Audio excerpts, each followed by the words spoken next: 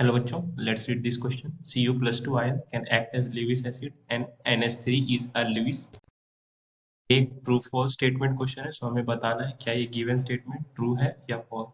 Please note the key concept of this question which says that according to Lewis theory of acid and base acids are those which can accept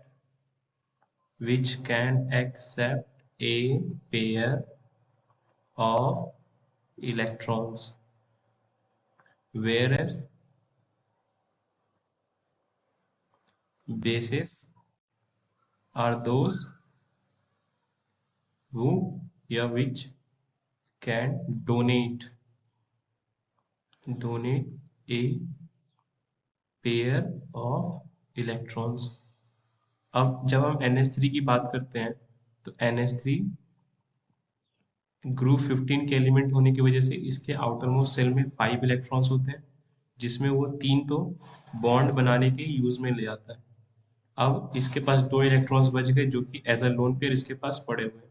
अब जब Cu plus to की बात करें तो इसमें plus पहले अगर Cu की बात करें सिर्फ तो इसकी जो कन्फिग्रेशन होती है this is 4s1 3d10.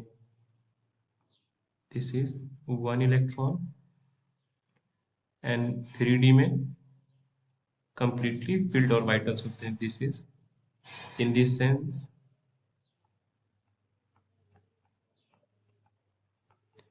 But Cu plus two ion में प्लस टू ऑक्सीडेशन स्टेट होने की वजह से एक इलेक्ट्रॉन यहाँ से रिमूव हो जाता है और एक इलेक्ट्रॉन यहाँ से रिमूव हो जाता है, जिस वजह से Cu प्लस टू की जो कन्फिग्रेशन बचती है दिस इज 4s0.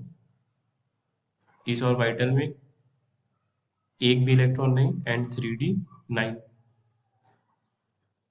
1 2 3 4 और 5 यानी इसमें double electron paired electrons and इसमें एक सिंगल इलेक्ट्रॉन बच जाता है.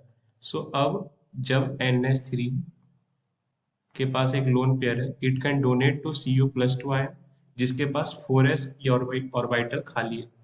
ये लोन पेयर 4s के अलावा Cu प्लस टू के 4p ऑर्बिटल में भी इंसर्ट कर सकता है, 4d ऑर्बिटल में भी इंसर्ट कर सकता है या डोनेट कर सकता है. इसका मतलब Cu plus two can accept a pair of electrons due to its incompletely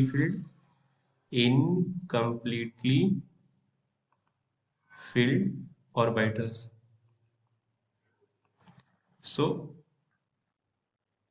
हम कह सकते हैं गिवन स्टेटमेंट ट्रू है क्योंकि Cu plus to Lewis acid की तरह एक्ट कर सकता है क्योंकि वो एक पेयर ऑफ इलेक्ट्रॉन्स एक्सेप्ट कर सकता है. अब आप ये सोच सकते हो कि एक इलेक्ट्रॉन 4s को चला जाए और एक इलेक्ट्रॉन 3d9 में चला जाए, बट ऐसा नहीं होता. वो जब भी एक्सेप्ट करेगा तो पेयर ऑफ इलेक्ट्रॉन्स एक ही ऑर्बिटल में इंसर्ट होंगे and NH3 is a Lewis base. Yes, the given statement is true. I hope आपको कॉन्सेप्ट समझ आया स्टूडेंट्स. Thank you.